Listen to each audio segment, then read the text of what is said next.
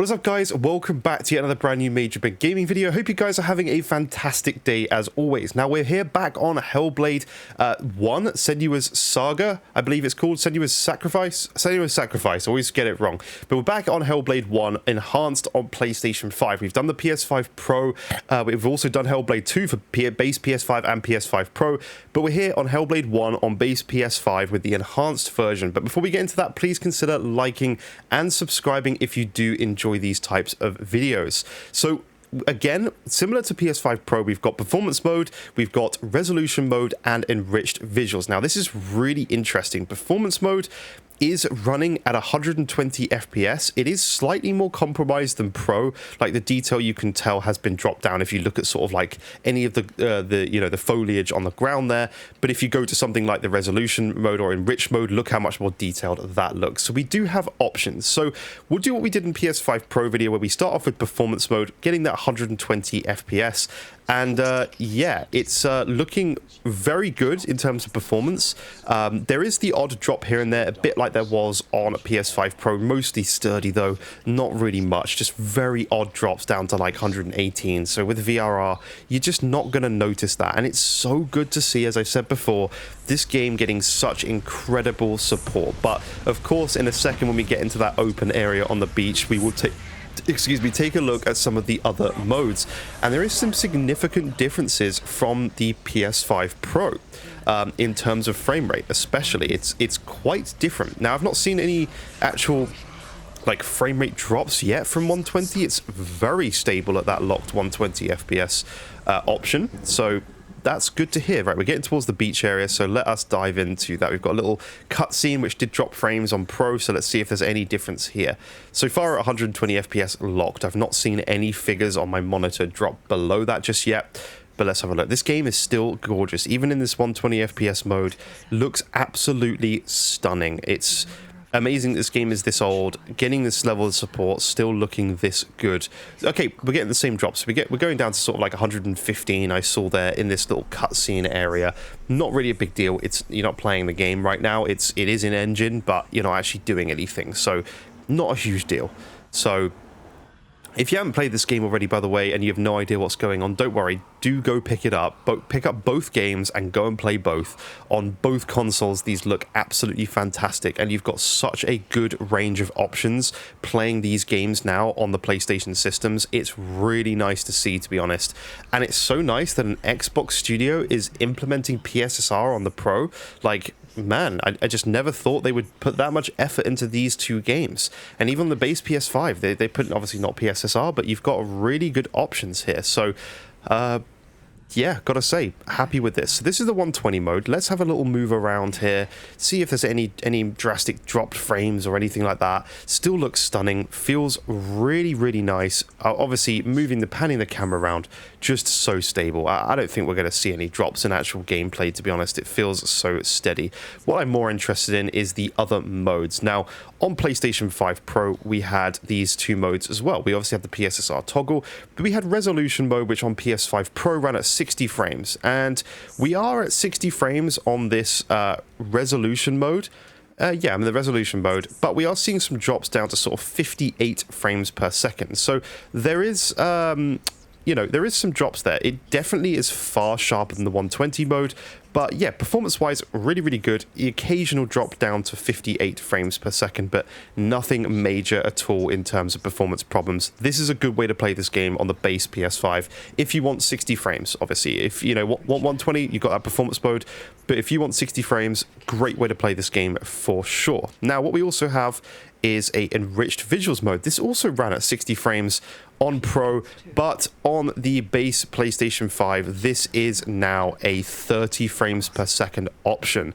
So this is including ray tracing, and it really does show that additional ray tracing horsepower that is present on PlayStation 5 Pro. It is there. People like to deny it. It is a significant difference in terms of ray tracing capabilities between PS5 and PS5 Pro, and just in terms of actual upscaling power and potential that is there. So this kind of shows it, because this is the same visual settings from what I can tell on both, and we're obviously seeing 60 frames, and this is running at what feels like 30 for sure. Like, it's very very, very low, you know, frame rates, but it looks great. It looks great like the Pro did. You've got amazing ray trace reflections, I believe, have been added to this version.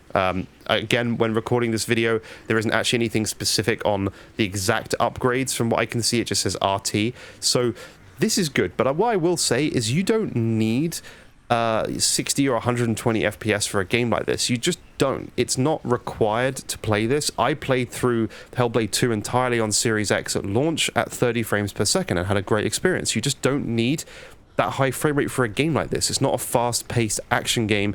The combat is very sort of simple in a way. It's not simple, it's not easy necessarily, but it feels pretty simple in terms of it doesn't need to be as precise movement as something like, you know, one of the Souls-like games as an example. So yeah, just putting that out there anyway. So let's go up here like we did on the PlayStation 5. That transition between light and dark, does it go back to light if I go down there now?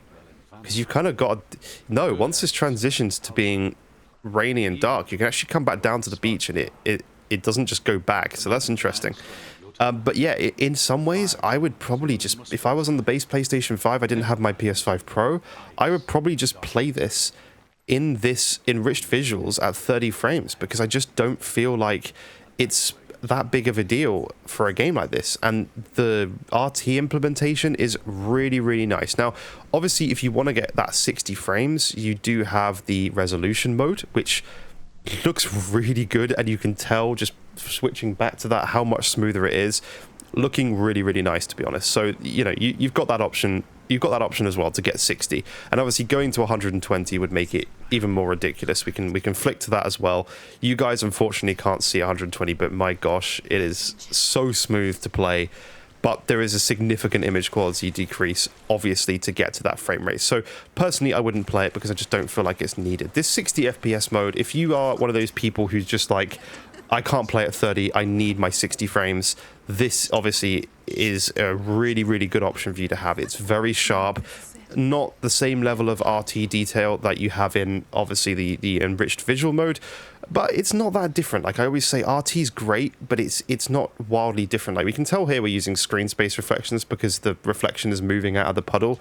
So if we go to enriched visuals, that is not going to happen. You've got that ray traced reflection there constantly, even though we are noticing significant bugs right now. But I did not see that on the Pro version, but that is something worth noting. But that's the sort of difference you can expect. It's not like you don't have reflections on the other modes, it's just that they don't retain there when panning the camera because of how SSR, screen space reflections, work, from how I understand it. So just bear that in mind. It's not a huge difference between those two modes, and is it really worth it for half the frame rate? Not necessarily. It depends what type of person you are and exactly what you want out of this game in terms of performance. So there's options, and that's what I can always say is good. Now, while we've got this little cutscene going on here, the only thing I would like from this game, and the only thing I'm sad that they've not got, is a unlocked mode, and that specifically goes for both systems. With the way PlayStation 6, obviously, because the rumors are sort of starting to now come out, with PS6, we don't know, are they going to use PS5 Pro modes, which I'm assuming it would. It's a lot more complicated than just running it like that because of the way the hardware is different.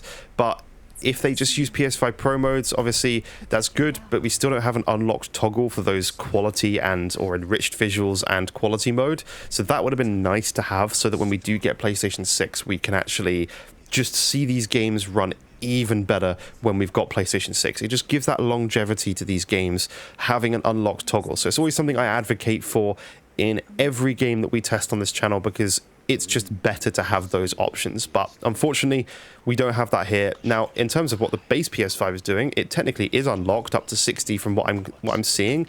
I don't feel like this is a 30 FPS lock exactly. I don't think so.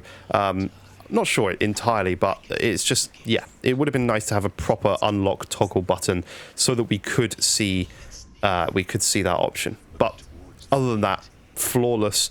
Great to see Xbox putting in the work, and I mean, look at that. That bug seems to have gone. So again, if we went back to either the resolution mode, again SSR, you can see that those reflections are disappearing because they're not ray trace reflections, obviously, and that would go for the same in the performance mode.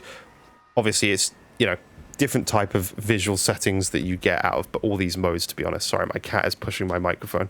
So yeah, enriched visuals, definitely the best in terms of visual quality with RT and everything like that, but significant performance cut on base PlayStation 5. But if you've got a PS5 Pro, as we've done in our video, go watch that video, because you do get 60 frames still on that ray traced mode. So on PS5 Pro, it's an easy option to go and play that mode.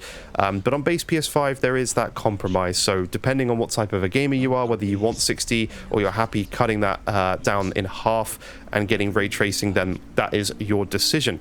But I think we'll stop there for now. I don't think there's much more for me to dive into. Obviously, there's going to be different performances later. Sorry, my cat is literally right in front of me on the desk here, so I'm trying to move my mouse. But yeah, that's your options. Really good set of options. Great to see Xbox doing this for PlayStation users, especially on Pro, including PSSR. Just really good to see. So thank you so much for watching.